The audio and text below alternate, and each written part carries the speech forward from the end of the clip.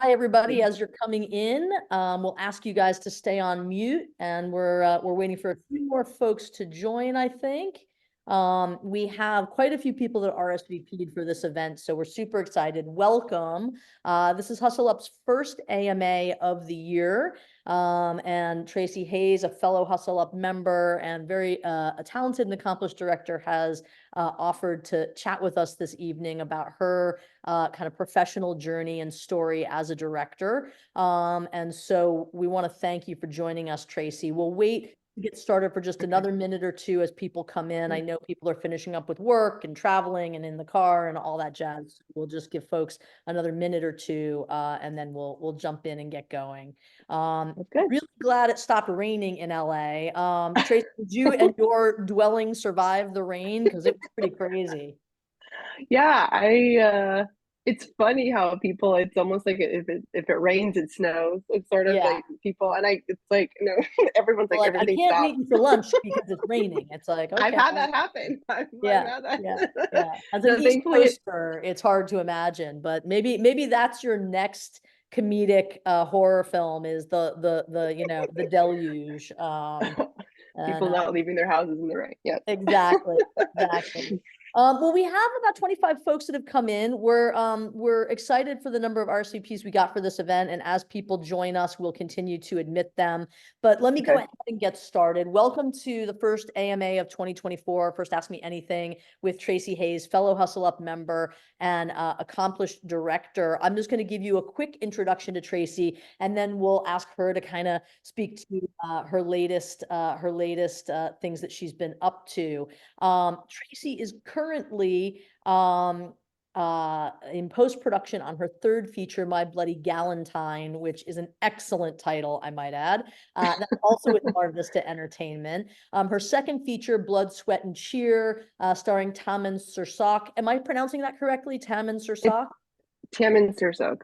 Sursok, okay, who was Yeah. in Pretty Little Liars, and is also produced by MarVista, recently premiered on Tubi, and Traci actually had a premiere screening last night at Neue House that was a packed house and went really well. Her visual style is rooted in over a decade of production design experience working on features such as A Little White Lie, starring Michael Shannon and Kate Hudson, and the Emmy-nominated television series Dark Web, which was from Amazon Studios. As a director, Traci helmed Frederick, starring James Morrison from Fox's 24, which premiered at Dances with Films and won 20 awards, including Best Director at the LA Film Awards and Best Picture at the NYC Film Awards. And Traci's short 40-ish, I can relate, 40-ish has garnered 10 awards, including Best Director and Best Short at the International New York Film Festival, and showcased at the Short Film Corner at Cannes, at the Cannes Film Festival. And so, Traci, I will kind of pass it over to you to just maybe say hi to everybody and let folks know anything that I left out about your bio. And then what we'll do is, guys, we asked folks when they RSVP'd if they wanted to go ahead and submit questions. We got a lot of great questions from everybody. So we're going to actually start out with the questions that were submitted. I'll be reading them and acknowledging whatever member sent them. Sometimes it's a combination of several members' questions. And then if we have time at the end, we'll take a few live questions from the folks on the call if anybody has an additional question they want to ask. So that's kind of how we'll do it. But Traci, what did I miss? What else can we tell folks? I mean, you covered it's so weird to hear like somebody else read your sort of professional history. It's like, oh, it's like packed a lot in. It feels it's just a reminder like how far a lot of us have come, and so I would say the only thing I would add is that the film that I just finished, it wasn't post, but it feels like it was in post like yesterday, and it just came out on Tubi on Valentine's Day that you mentioned, My Bloody Galentine. So it's just been a very quick ride, wild ride. So yeah. That's awesome. That's awesome. And I think one of the questions that we got a few different ways, and maybe we'll start there, is Okay. just how did Blood, Sweat, and Cheer come together? What was sort of the process and the financing? Did you pitch the film to Yeah. MarVista? Did MarVista come to you? Just maybe you could give us a little bit of background about your relationship with MarVista and kind of how that came to be. Yeah, I it's so interesting how you know, how small the world is, as we tend to say a lot when you're in our business. It's a very silly, funny story, and I feel like I should definitely share the nitty gritty of it, because it just goes to show you like how, um you know, with planting the seed, it pays off. So I had directed my first feature in 2021, and I had that going around town, and I had representation.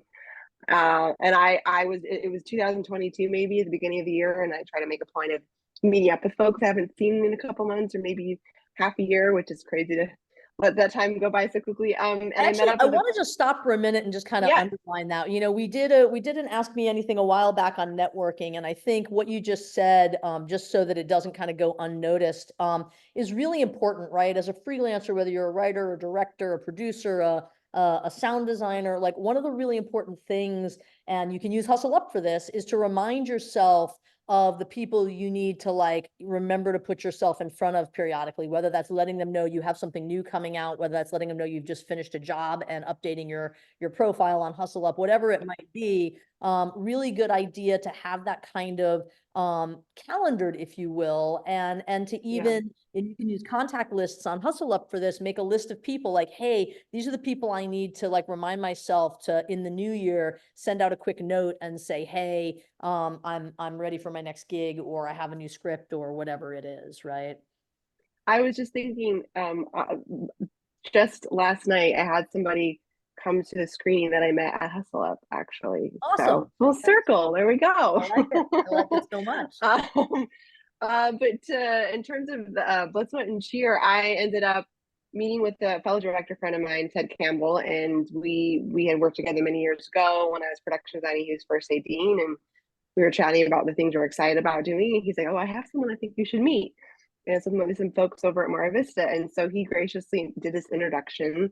And my through my agents was able to set up just a what we call generals. I don't know if I need to go into detail with what those are, but we set up a general so I could start a conversation with MarVista. I don't know if I should pause on that, but Oh, that's great. yeah, I think generals are a whole most thing. folks know what a general is, and you were basically able to show them your first feature, which you had completed, and probably your short and a few other things, so they had a sense of your work as well, right? Yeah, yeah, I had a website and a reel, and so we had a great general, and at the end of the general, I had mentioned that I had played soccer when I was in high school, and the girls on the call were like, "Oh my gosh, we play on a women's soccer team here in LA. Do you want to join our soccer team?"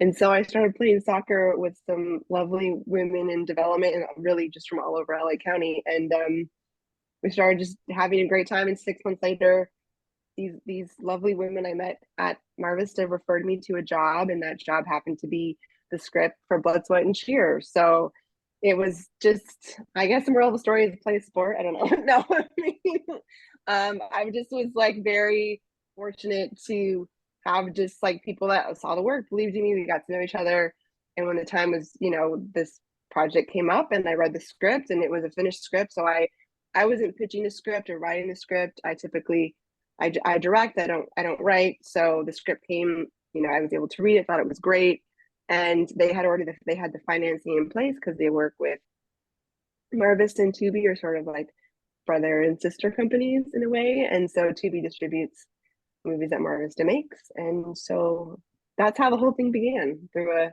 simple coffee. That's really interesting. And so now you've done a couple of films for Mara Vista. So did they do a multiple film deal with you, or have they just come back to you and said, hey, we loved what you did on this first film. Will you do another one for us? How has that relationship kind of evolved since you got involved with them?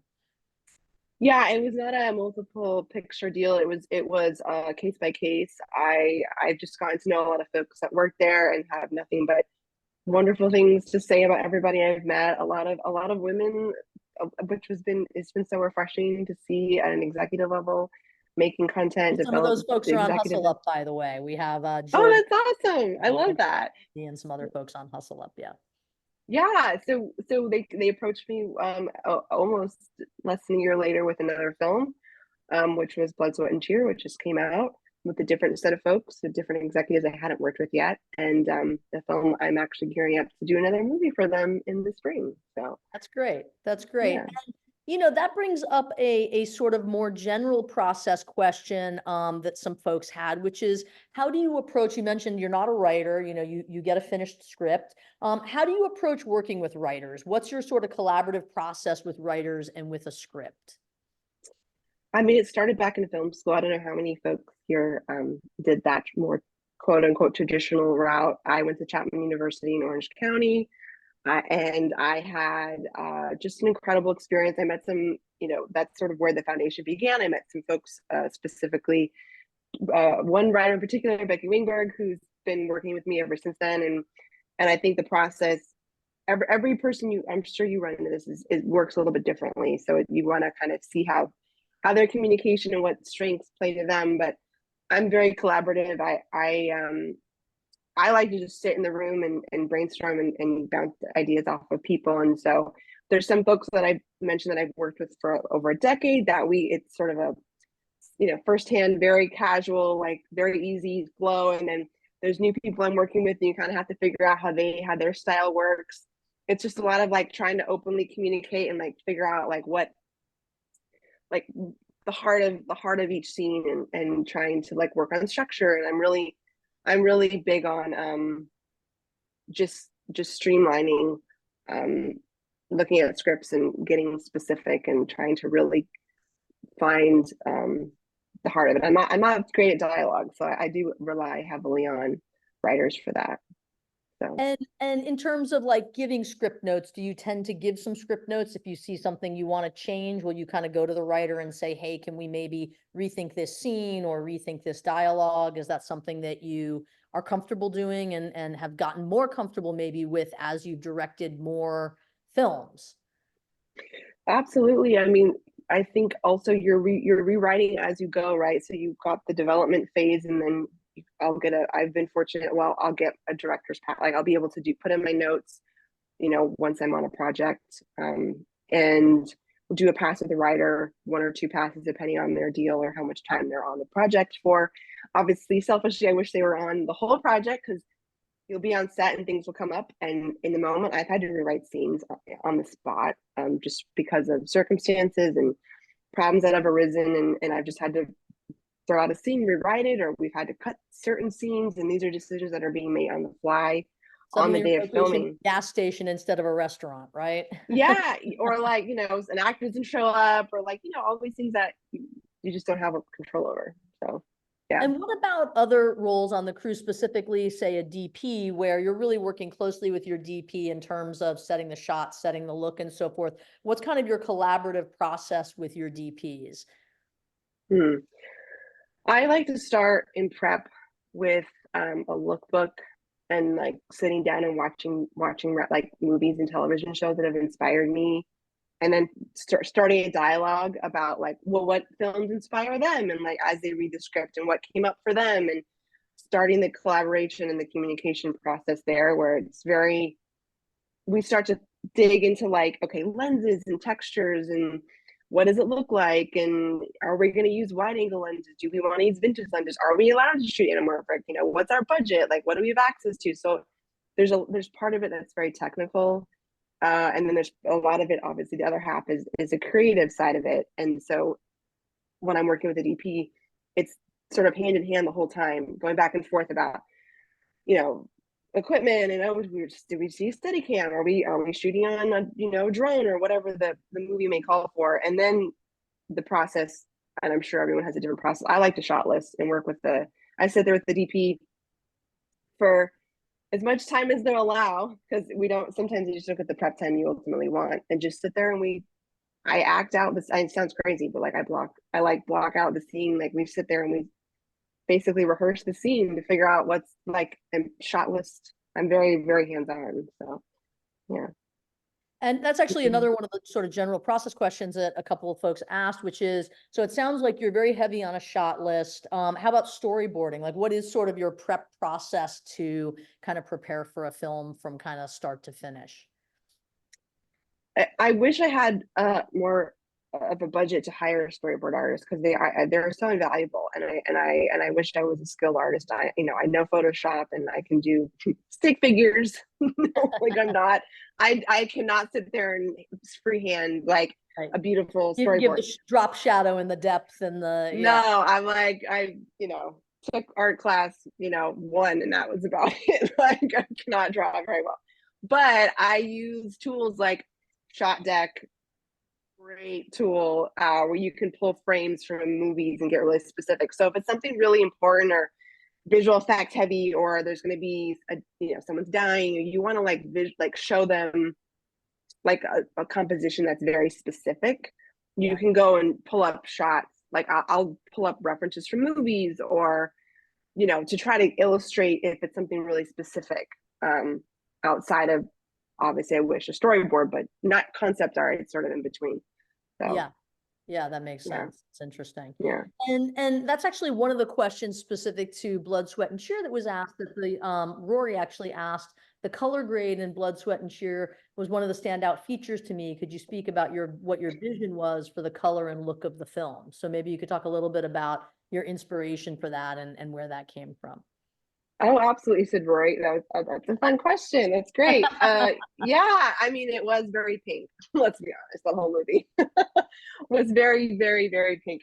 I'm a big John Hughes fan. I am a product of the 80s and 90s, and so there's just something I gravitated towards that when I read the script immediately. I'm like, Pretty in Pink and Mean Girls and Heathers and anything that's nostalgic, and it just felt, I was like, how can we, like, the color grade was actually very similar to the LUT, which my DP created, which was the daily LUT that we had. So you're not watching a monitor with like a raw unfinished look. It was actually pretty close because we were chatting about that in pre-production. So it was great. The color grading process was pretty streamlined because we were able to pull up those references in the pre-grading, because he would be pre-grading like looks, LUTs as we were shooting. And then we added like a bit of a film grain because I'm a film nerd. So wanted to feel, I guess, nostalgic. How important do you think it is for a film? This is actually just a question I'm asking. How important do you think it is film, especially a genre film, which this is, to really have, for a director to really put their stamp on it in terms of having a look, like, to have that, whether it's the sort of greeniness or the nostalgia or the color palette, like how important is that in terms of a director really being able to stand out and start to own their style? It's funny because that's always a question. I feel like early on in my career, people are like, what's your style? And I'm like, I don't know. I'm in film school. I'm trying to figure it out still. And I think you're like, as an artist, you're trying to figure out your voice, and it's still something. You evolve, right? Yeah. Right. And it's sort of, but I people have started to point it out. And what I realize is because of my production design background that I designed for over a decade, I'm so detail oriented, and like I'm just so specific about the look of a film. And so it's just in my nature. It's not that I'm less focused on other aspects like acting or direct, like it's, but there's just, I'm innately aware of it. And to me, it's like, how do I tell a story through design with the characters in my story? So I think that's what I lean heavily into. And because I films that are genre blending, I'm like, how do we elevate this project with a limited budget? And I think that's accomplishable through the shot choices and the production design.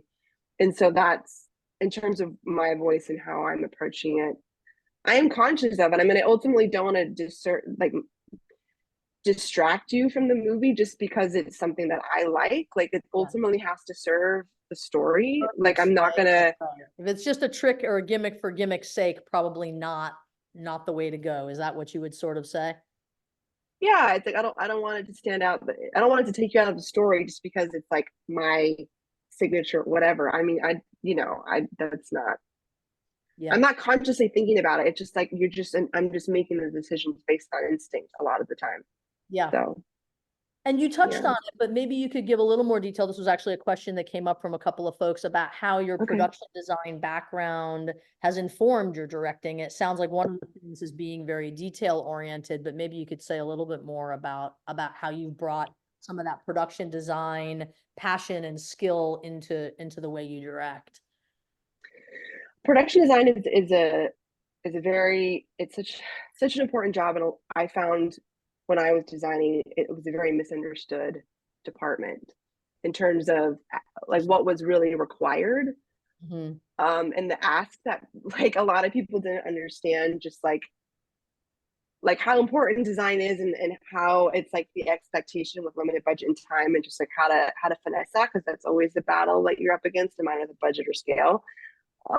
So I took being the head of a department for over a decade and working on multi-million-dollar movies gave me insight, and I'm in, I'm in these rooms, in these meetings, having these conversations with the director, with the DP. Like I'm able to, I was there and having those conversations and watching how other directors work, and I was able to like pick up things along the way and sort of, ultimately fine tune how I worked, and in tandem with production design. And I think that was my way in as a visual storyteller. I think I knew I was really good at it and I enjoyed it, and it really gave me a jumping off point to meet a lot of people in the business and get a chance to like, learn from other people while I was doing a job that I was good at, but also you're sort of evolving as you take on different things. So For sure, for sure.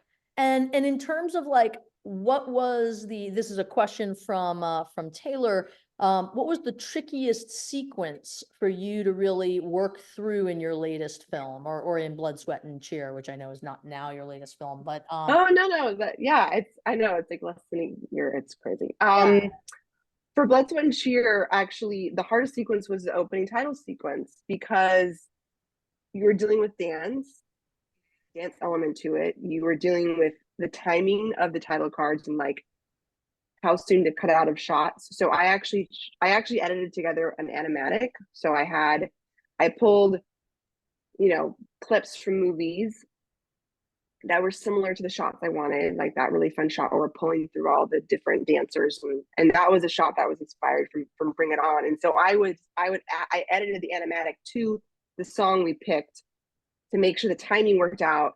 And my editor would go, okay, we need another shot, or pick up another, we need one more cut to like get us through the opening title sequence. So that was really tricky in terms of timing, dance, choreography, the whole movie as a whole. The dance aspect was by far the most challenging. Interesting. And then did it change a lot? This is a question for me. Did it change a lot when you got into the edit? Like you had a vision, you kind of storyboarded and animatic it out, and then worked with your DP, obviously. And then when you got into the edit, did you find that you were like, I want to rearrange this now, I want to move it around? Or did it kind of stay true to what your vision was at the beginning? Yeah, there was a couple like little montage bits that ultimately didn't work out, that we tried, and like, oh, this isn't going to work. But as a whole, as a story, structurally, yes, I would say the edit stayed very true to the script. My latest film, there was some restructuring actually that we did, and it worked. Like I'm the only person besides my editor or my executives that knew that, but I'm so glad we did it, and it was the right choice to really restructure scenes, like pull up a couple scenes. But from Blood, Sweat and Cheer, it was very much just the order stayed the same, and it was just a matter of pacing and timing, and yeah, figuring that out. So And how do you work with editors? Are you in the Bay typically on a film? And if so, how do you kind of collaborate with the editor and their choices? you guys, I wish I could say I'm in the Bay. It's a lot of it's remote. Like my last two features, I worked with my editor entirely remotely, which is crazy to say that. Nature of where this I is going, yeah. It's not ideal. Like I'm very much an in person. I love to connect with people in person. Like sometimes like it's, obviously people are still doing Zoom meetings and Zoom events, and that's still great to have that, especially if people are outside of Los Angeles and there's more access. And but it does allow, I mean, it's not to say it didn't, like like a bad experience. It's just like the way, it's just an option. And now, you know, I've gotten to work with multiple editors, and I mean, there was like maybe one day where Evercast like just not working at its full potential, but other than that, I've had no issues with working remotely with my editors. So yeah. Another question about Blood, Sweat, and Cheer that was about budget, about what were the big budgetary challenges. I'm sure there were many budgetary challenges, but what was the biggest budgetary challenge on the film, and how did you kind of creatively work around it or resolve it? I mean, these movies, there's no like pickup days. It's like you got what you got. Like you're either getting 13, 14, 15 days. The budget ranges from 500 to $700,000 depending on the tax incentive in the state you're shooting in. I don't actually know what the ultimate budget was for Blood, Sweat, and Cheer, but I do know that we had 14 days to shoot 93 pages. And I you know, we had a couple days with the second camera. Very ambitious. I mean, it's like you have to really know what you're doing. I mean, that really comes back to the planning, right? You have to really know what shots you want to get and how you're setting up scenes and be able to do it pretty efficiently then, right? I mean, yeah, but a lot of things are happening last minute, right? Because I mean, I was tech scouting. I was like director scouting, tech scouting, like at the same time. I mean, there was no time. I mean, you're just like figuring. As much as I'd love to say I had more prep time, I didn't have that much prep time. But it is. You have to go in knowing what you want and knowing your vision and having the confidence with a shot list to go, okay, I have a plan. I can throw it out the window and be flexible on the day, but I know if I need to fall back on something, I've done the work and it's there. And so with the low budget film, I think the biggest thing you're always fighting against is not having enough time. I mean, you have to just go, okay, I get 25, you know, I was getting 40 setups, 30 or 40 setups a day, which is for one camera, like that's really fast. Like, you know, you're doing 2-3 takes maybe, like, and you're moving on. Like sometimes I would do 2 takes and move on. You're like, if you get it in the can, like move on. Like there's no reason to sit there and keep, I mean, I know other directors, David Fincher, they famously will shoot 30, 40 takes, and that's his style. And maybe one day I'll get to the point where I'm able to take more time and shoot a 3-page scene in a day and work backwards, I guess. I'd rather have more time and start with more time and then have less time, I guess. Like if I had to go one way or the other. Well, that brings up another question from one of our members, which is, what are some of the techniques you use to work with actors, especially if an actor is struggling with a scene that you need to, you know, get in the can? And I guess maybe to take it a step further back than that, how involved were you in the casting of these films and you know, in sort of making those choices about talent in front of the camera talent?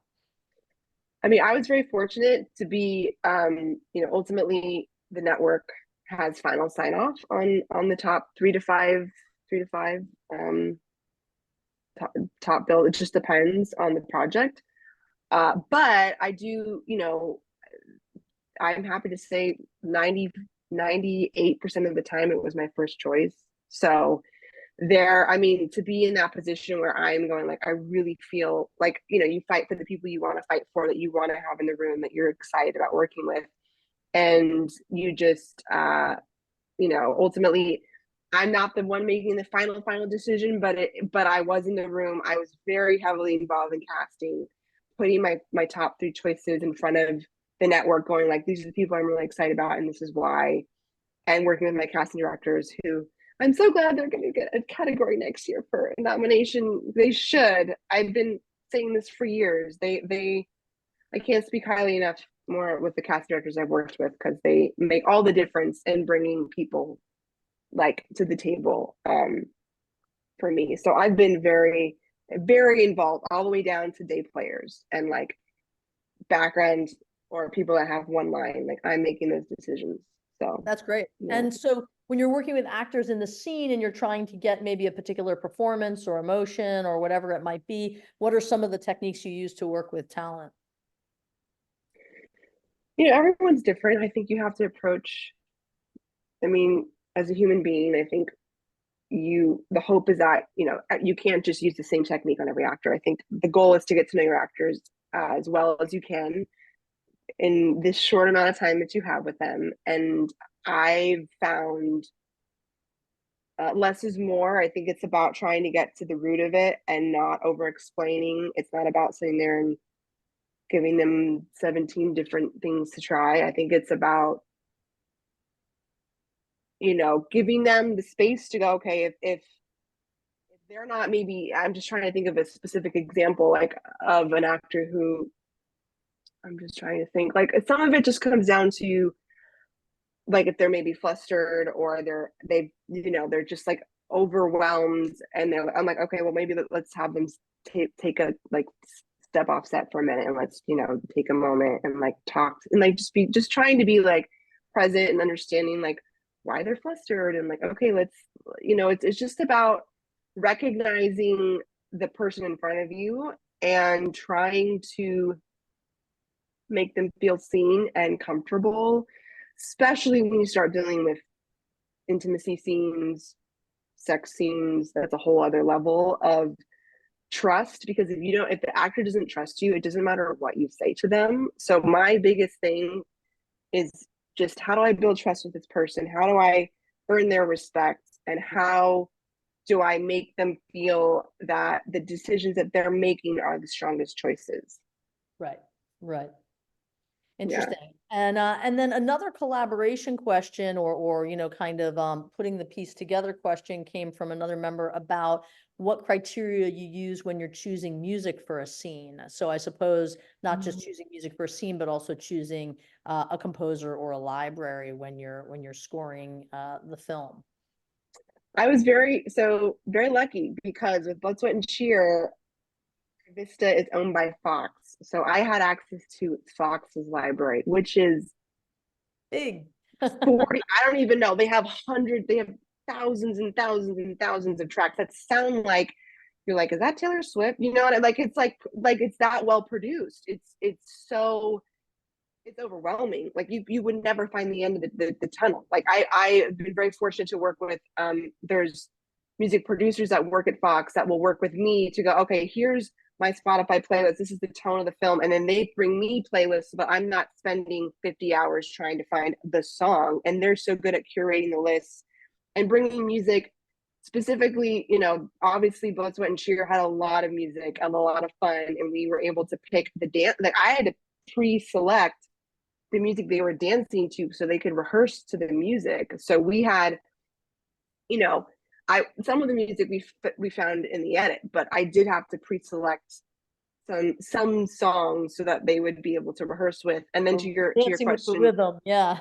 yeah. And then to your point about composers, it always start like, it's so funny. The first thing I do is music is like, first thing I do is like I create the playlist on Spotify, and that's the first thing I do. And I'm like, what does this movie sound like? And so I start pulling soundtracks. I listen to a lot of music. And then, with every film, I've worked with different composers. And I actually brought back my composer that just finished my film, My Bloody Valentine, him and I worked together on my first feature. And so we got reunited with this film again. And it was such an honor to collaborate with him.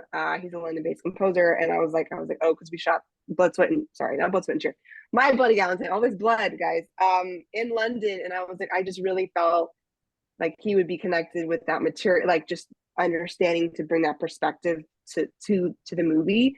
So we talk a lot about tone. I don't know how to play any instrument. I will admit I took piano, and like I'm pretty sure I failed. I don't know. I was like 7. I was like, I'm not musically inclined. I can't sing.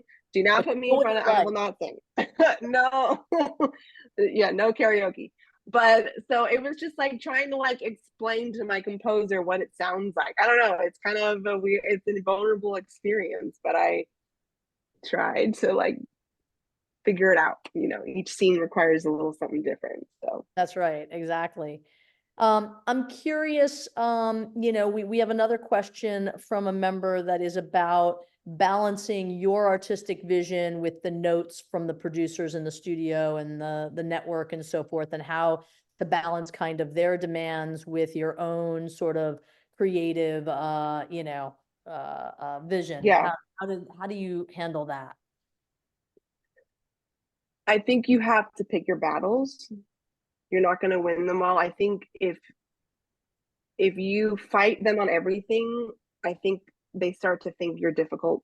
I just think they're just going to start to think you're difficult to work with, and that's probably true. Like, I think you have to go, I think that okay, happens more quickly with women than with men. I think if you're a woman who yeah, fights for that's everything, true. you get that label a little more quickly, but that's, Yes, age, no, that's true. And I, and maybe it's just ingrained, unfortunately, as a woman, but I realized to just go, okay, right now it's my baby. Everything anyone says is so personal, right? You're pouring yourself into the material.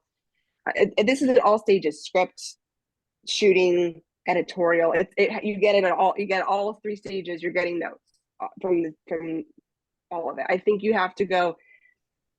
You really have to fight when it's really important, and then they listen, they lean in. And I think that's what I've learned is just knowing when to fight for something, and when you are going to fight for it, you have to be prepared with an answer, and it better be a good one, because if it's not, they start to lose the last thing I want an exec to do is lose their respect in me. It's like I just have to go, okay, I see your point. I'm going to take a step back and take a deep breath, and it's hard. Like, I do have to step away because it gets so personal to be like, what are they? That's such a bad note. And then you're like, actually, after you calm down, you walk away and you go, actually, they've been doing this for 5, 10, 15. They've executive produced how many movies? Maybe we should listen, because they know their audience, and they've been doing this longer at this company for much longer than I've been around. And so, and they were, with my last 2 films, 100%, I was like, yeah, they were right. Like, Interesting, sometimes it's right? Like, I used to work with a couple of network executives who could give rather scathing notes on an edit, and I would remind my editors, like, try to find the spirit of the note, try to find the kernel the of note the behind the note. note, right? Yeah, the kernel of the note that you could actually take it and you could make it better. And I think that's a really important thing to remember when you get a note that frustrates you, or that you maybe don't know how to do, or you can't do. It's a good way to kind of approach it. We need to like do a class on like how to take notes, like how to receive notes, like, and like, I don't, it's How to so make them productive, right? Yeah. like the note behind the note. Like, it's an art form I'm still figuring out. I don't know. That's right. That's right. Yeah. Yeah.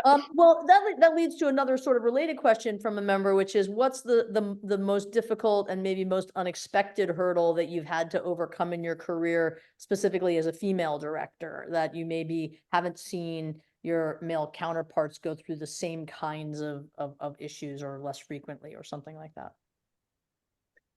Yeah,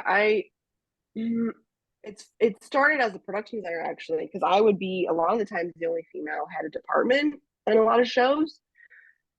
And so I think it started there. It was just kind of bizarre to me, and this wasn't like 50 years ago, guys. This was less than, 15. We're talking less than, 15 years ago. So it felt like sometimes it felt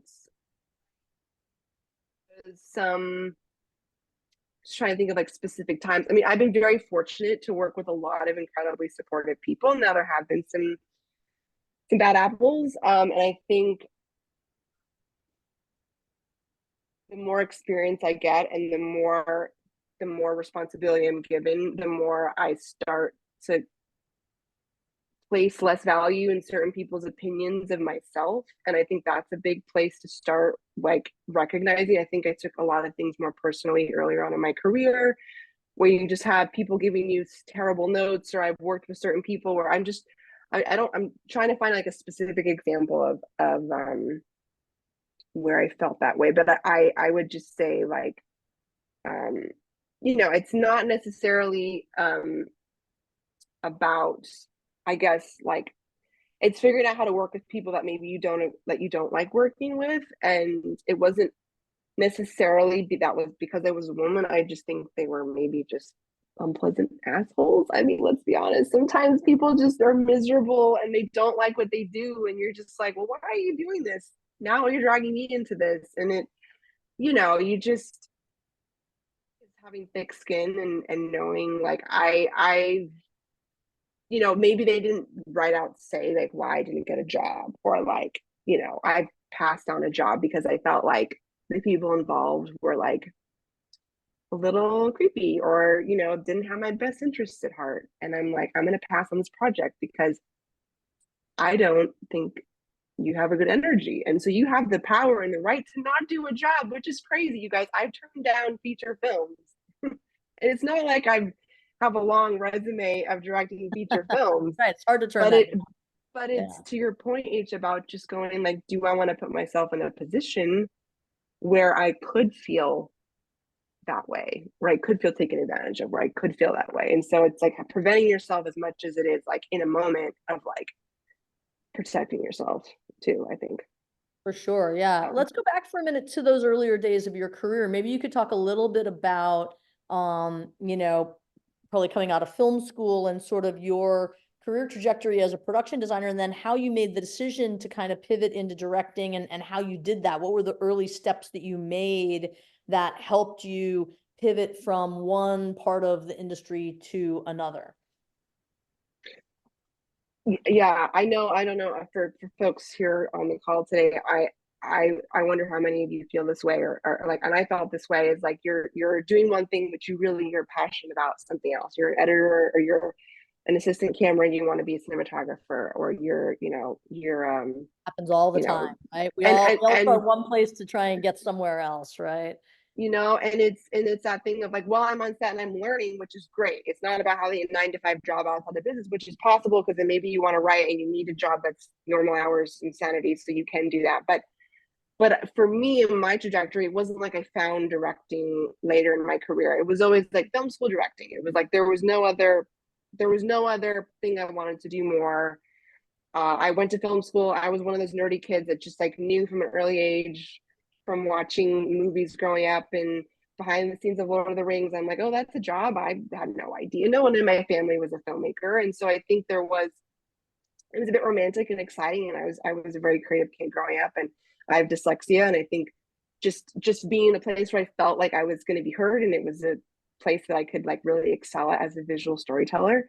So that's what kind of laid the groundwork, just to kind of, that's way to give maybe a little too much backstory there. But in terms of the transition, I knew, like, let's be honest, to live in Los Angeles, it's expensive. I was like, I need to make a living right out of film school. I'm 21 years old. I'm living in Los Angeles where rent is not cheap, even with roommates.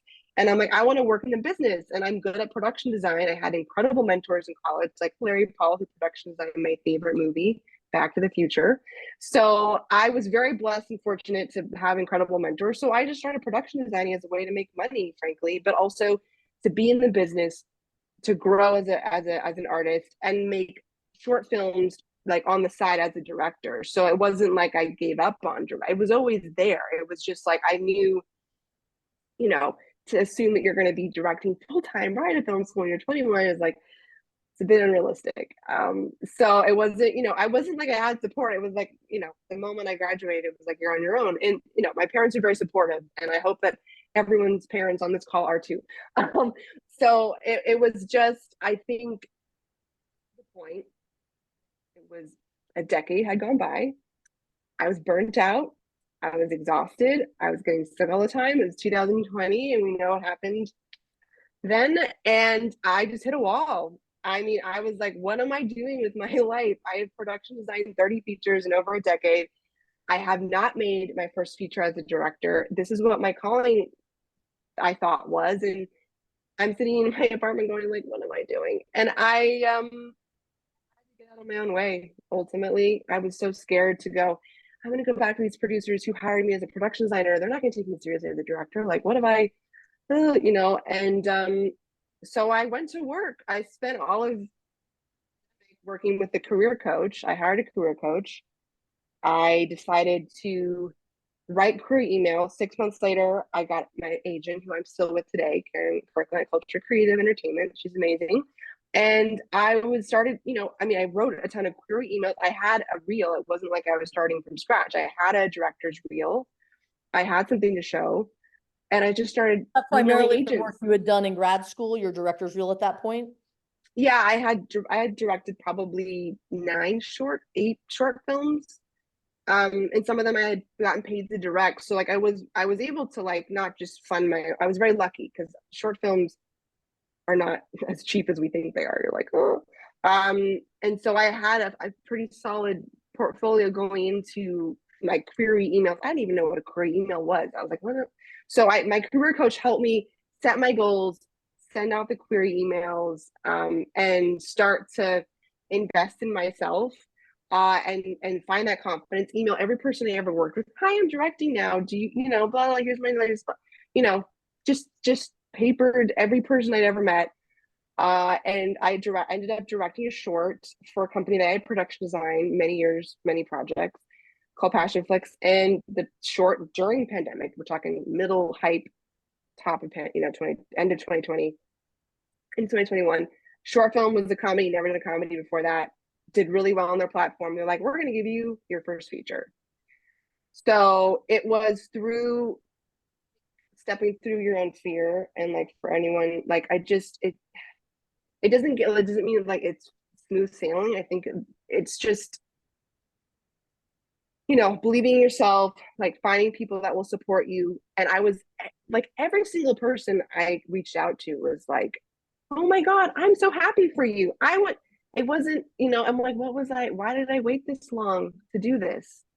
Why am I not, I don't know. It was so silly. I'm like, I just got to get out of my own way. So hopefully that encourages you. This is again my question. What was the Yeah. hardest no you ever got? Because everybody gets no's in their career, right? So, was Yeah. it during this transition period? Was it prior to that, after that? Like, what's been the most difficult answer is no that you've gotten in your career, and how did you get past that? Answer is no. I'm gonna flip the question. I think the hardest thing was for me to say no to a project. Actually, that has been hard. Is to know when to say no. That I found is harder. I'm like, it's so the writing's on the wall, Traci. Just say no, and I'm like, but imposter syndrome, blah blah blah blah. That was the hardest thing, was to turn down projects when I'm in emerging artist. Like, and I think you just go, okay, I got to do it, so Right. I did. And what was the transition like? This is another couple of members asked about this. What was the transition like going from directing a short film to directing your first feature? What were the things you had to learn? What were the differences between tackling a short and then doing your first feature? I think it's sort of like running, it's like a marathon versus a triathlon. I think it's about, you're just, the endurance is the biggest thing, because you're doing, instead of, let's say, 3 to 5 day movie, you're doing 15, if you're hopefully lucky, 15-25 day. If it's a sprint, you're gonna burn out real fast, if you're just going, and I learned on the job. I think I was prepared enough because I had directed enough short films that I felt comfortable, and I had worked on a lot of features. So it wasn't like I was coming into this first feature as a director, yes, but I had worked on dozens of feature films, production designer. So I understood the sort of long game, endurance, prep for a month, shoot for a month, you're wrapping for 3 weeks, there's like, it's a lot of logistics. And so I knew the nuts and bolts, and the questions to ask, and talking to you have to know how to talk to all these people. I mean, your first AD how to schedule a movie, it's like, no, this day let's shoot this. I mean, it sounds overwhelming, and the only thing I can say is it's just like starting one day at a time. But it did really help at being on set, on features and television shows. As a designer, I'm seeing it from a different point of view, but I knew enough, and I had been around enough to understand. I mean, let's not get me wrong, there's still things like, you were like, oh, this is new, like on a feature. It was not. It was still on the job learning, let's say. Every job. I mean, there's nothing don't know everything, not even close. For So, sure. For sure. Hopefully we're yeah. all learning our whole careers, right? That's what keeps it interesting. Yes. Um, Yes. So you mentioned your rep, who you said you love. When Yes. did you get a rep? Was it as a production designer, or once you moved into directing? And how did that process work? How did you find your rep? No, I never had a rep as a designer. people just, it's like incoming client. That's, I hope everyone's goal, right? It's like incoming client. I don't have to look for work. I was just like off the hook. I was designing too many movies at once. It was crazy. So I did not have an Well, for agent when I Hustle Up was. is to be connecting everybody with those jobs so that they can have that direct relationship and get hired, right? Yeah. Yes, 100%. So I mentioned when I worked with my career coach, I had started sending out career emails. And so I just started looking up, okay, who do I know that's connected to anybody that's in development or an agent? And so I figured it out through LinkedIn, IMDb Pro, all good tools to use to figure out. You'd be surprised how many people you guys know and don't even realize it. Went to the same school. Your friend knows his friend. It's like amazing tools to figure out. So All about that's where it starts. yeah. Yeah, network. And ultimately, it was through a query email. She loved my reel. We got on a Zoom for maybe, just our first Zoom meeting. She's like, she's like, yep, I want to rep you. Well, let me know. And it probably took me too long to respond because I'm like, I'm gonna make her wait. No, I was like, I'm like, is this the right? This is a big decision. I'm Did you meet gonna with anybody else, or was this the only rep you met with? few people. Okay. I met with a few people, but she's just like, man, she's So a you knew go-getter. this is the right, You just, yeah, it's sort of like when you go on a first date and that's you right. just go, okay, I like you. When I was meeting with agents early in my career, one of the things that I would use the litmus test, for better or worse, was, would I actually want to sit and have a drink with this person? Because it's a lot Yes. to do with your agent. And it's like, no, I don't really want to have to suffer through a drink with this person, Okay, this person I could have a drink with. Yeah. So, Yeah, you have she's to find the amazing. person you can have a real relationship with, right? It's the law. Yes. Yeah. And I would say that with every position. I'm sure like not just, I mean, obviously long-term marriage with an agent, the hope for all of you is that you find someone that you're with for the rest of your career. But also when you're working with people, and sometimes you maybe don't have the hiring power in all circumstances, but the goal is to find people that you gel with. That's right. So, That's right. We have one more time for one or two more questions. The question that I'll ask you now is a very broad question that I think could be taken a few ways, whether it's directing skills or maybe networking skills or social okay. skills, whatever else. But the question is, what do you think contributes to how and whether a director becomes successful? What do you think are some of the key things that you have to be successful as a director in this business? Ooh, that's a great question. I would say humility.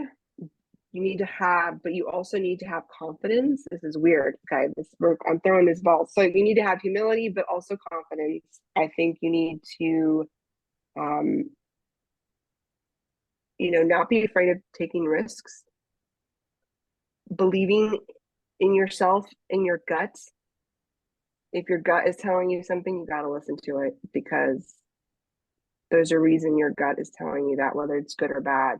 And you start to listen to that voice more, and the better if you're able to listen to your voice more now, I think it just helps you stay on your course and not vary from your vision and what you see. And I think you do have to be able to ultimately know how to, not, I don't know if sell yourself, but basically understand what your brand is, what kind of movies you want to tell, how you want to tell them. And I know this is a lot and it's something you kind of find out as you go, but just it's just so important to be confident, like the kinds of things you're excited about telling, and don't apologize because it's your voice. And like, I don't think at the end of the day, if all you're doing is apologizing and being small and not taking risks, I don't think like you have to stand out. There's too many people that want to do this. And I think you just have to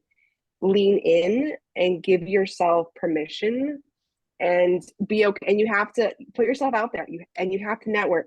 And Hustle Up is a great place to do that. You meet great people. I met great people.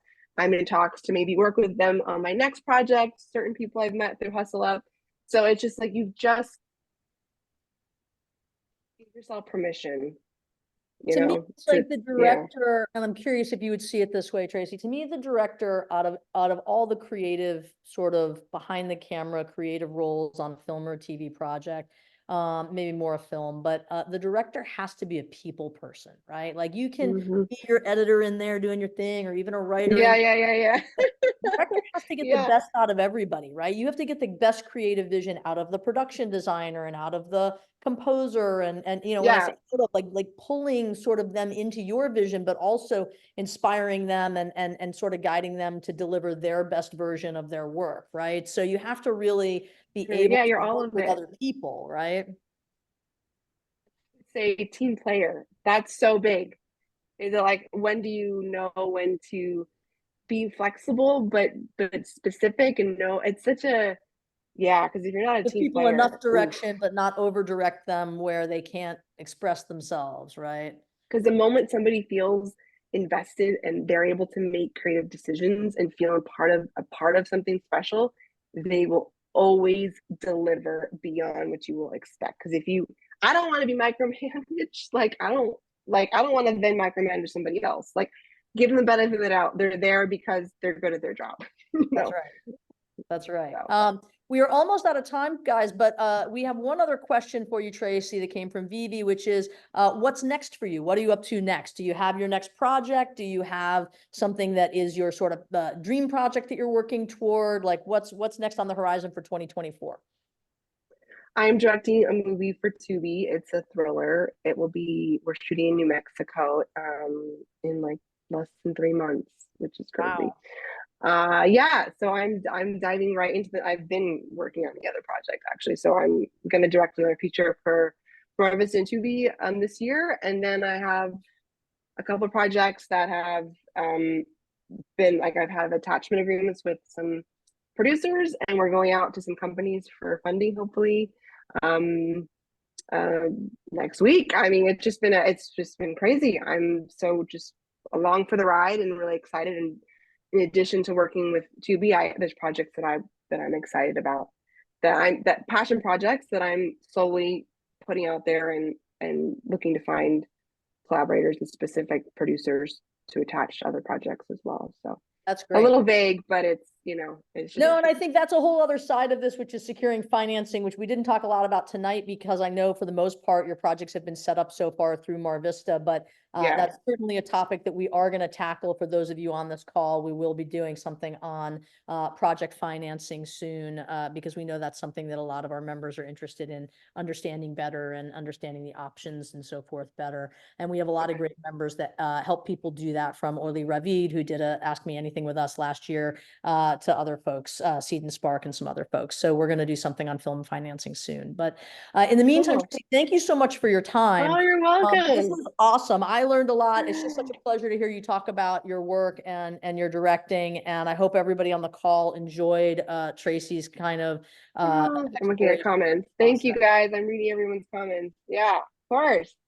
And so, you know, you guys can always connect with Tracy on Hustle Up. She's there. So feel free to reach out to her. Tracy, we want to help you staff that next film. So we're going to be reaching out to you about that. And I don't know if you've seen our new suite of staffing tools. As a beta member, you have access to all of them for free. So we'll give you a little demo about our staffing rosters and our demographic reporting and a bunch of new tools that are really awesome. Okay. You can get in there and find lots of great folks for the next film. Well, thank you guys. I'm seeing all these wonderful comments. I hope I could pass along some useful information. So, yeah. We recorded Thanks, this, so we will put this out, guys, for folks who weren't able to make tonight's call but RSVP'd, and for other Hustle Up members. So thank you, Cool. everybody, for joining us for our first AMA of 2024. And we will see you guys on Hustle Up. And thanks again, Tracy. Let's hustle up. Yeah. Cheers. All right, you guys, take it easy. Good night, Thanks. everybody.